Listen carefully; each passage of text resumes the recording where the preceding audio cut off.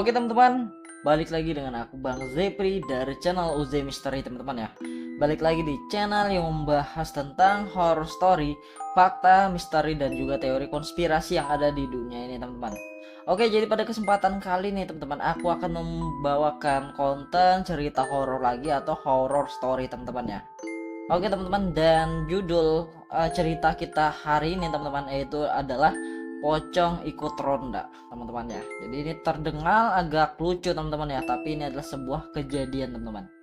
Oke teman-teman, jadi sebelum kita bacakan ceritanya teman-teman, atau cerita dari cerita horor ini teman-teman, jadi saya ingatkan untuk video ini jangan lupa di like, share, komen, dan subscribe.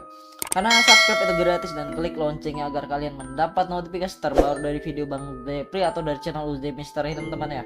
Bantu channel ini sampai 100 subscriber pertama teman-teman.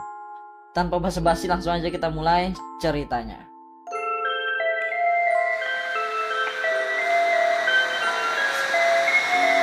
Pocong Ikut Ronda. Pagi itu, seperti biasa, aku bangun lebih awal untuk berjaga di pos ronda. Jadi ini nama pencerita tidak dikasih tahu teman-teman ya, tidak disebutkan. Aku tinggal di sebuah desa kecil yang terletak di pinggir hutan. Suasananya damai, tenang, namun kadang-kadang ada hal-hal aneh yang tak bisa dijelaskan. Salah satunya adalah kejadian malam itu. Malam yang akan membuatku tak akan pernah tidur dengan tenang lagi. Aku, seperti biasa, berdiri di pos ronda setelah beberapa tetangga lainnya datang untuk bergabung. Kami sudah terbiasa mengadakan ronda bersama-sama untuk menjaga keamanan desa dari berbagai gangguan, terutama dari pencuri atau binatang liar. Desa kami memang jauh dari keramaian, tetapi itu tidak berarti bebas dari ancaman. Malam itu terasa berbeda. Aku merasa ada yang menjanggal, sesuatu yang tak bisa kujelaskan. Mungkin karena malam itu begitu sepi, hanya terdengar suara jangkrik yang bersautan dan sesekali suara angin yang menerpa pepohonan di sekitar. Tanpa diduga, salah satu tetanggaku yang biasanya selalu datang terlambat, Pak Darto, sudah hadir lebih awal dari yang kami duga.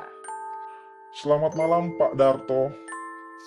Sapa Pak Budi, ketua ronda yang bertubuh kekar dengan senyum lebar. Pak Darto hanya mengangguk tanpa berkata sepatah kata pun. Wajahnya pucat dan tampak lelah. Aku merasa aneh melihatnya. Biasanya Pak Darto adalah orang yang selalu ceria meskipun sudah tua. Tapi kali ini ada sesuatu yang berbeda dalam dirinya. Kami mulai berjalan berkeliling desa.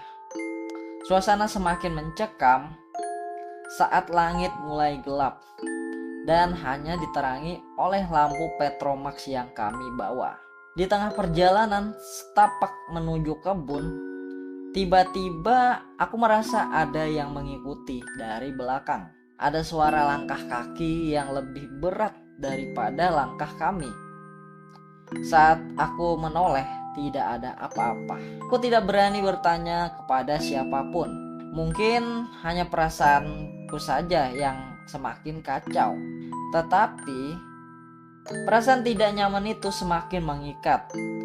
Hingga akhirnya kami sampai di ujung desa, di dekat pemakaman tua. Disinilah segalanya dimulai saat kami berhenti untuk beristirahat sejenak. Tiba-tiba sebuah suara parau terdengar dari kejauhan. Suara itu seperti desahan napas yang berat, disusul dengan suara langkah kaki yang pelan dan teratur. Kami semua saling berpandangan, tidak tahu harus berbuat apa. Tiba-tiba sosok putih muncul di antara pepohonan. Sosok itu bergerak perlahan, seperti melayang di atas tanah. Awalnya aku mengira itu hanya ilusi.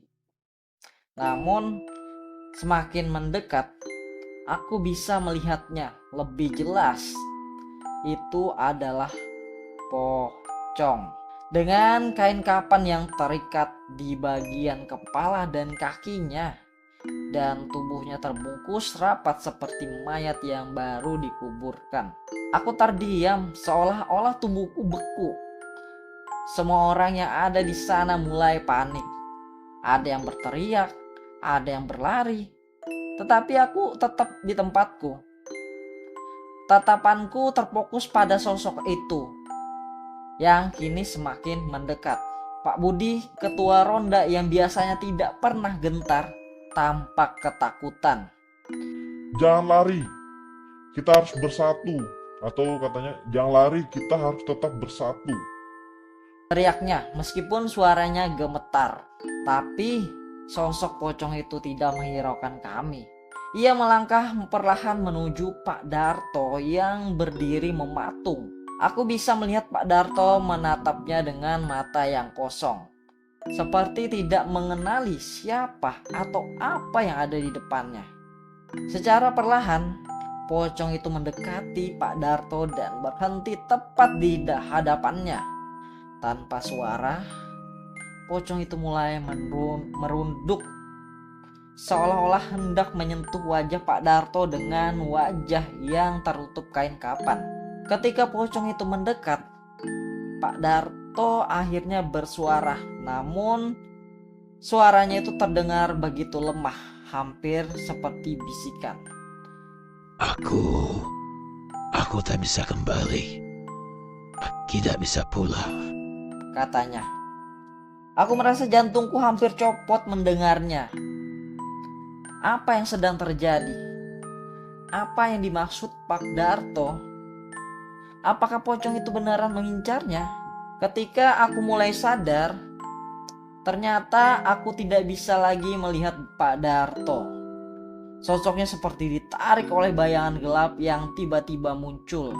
Aku mencoba melangkah maju, menolong, namun tubuhku terasa sangat berat, seperti ada sesuatu yang menahan. Tiba-tiba aku teringat cerita lama yang pernah terdengar dari nenekku. Dulu ada seorang pria yang meninggal di desa ini. Namun jasadnya tidak segera dikuburkan karena beberapa hal yang tidak bisa dijelaskan. Pria itu menghilang begitu saja setelah dikebumikan. Dan setiap malam Rabu malam, beberapa orang di desa ini sering mendengar langkah kaki di sekitar pemakaman. Aku teringat cerita itu sekarang. Pak Darto, apakah dia sudah meninggal? Apakah pocong itu adalah arwah yang masih mencari jalan pulang? Tanpa sadar, aku mundur beberapa langkah, berusaha menghindar dari sosok tersebut. Namun, aku tersandung batu dan terjatuh ke tanah. Ketika aku melihat ke atas, pocong itu sudah menghilang, membawa Pak Darto bersamanya. Desaku kembali sepi. Aku merasa tercekik, seolah ada sesuatu yang mengikatku. Aku berlari pulang tanpa menoleh lagi.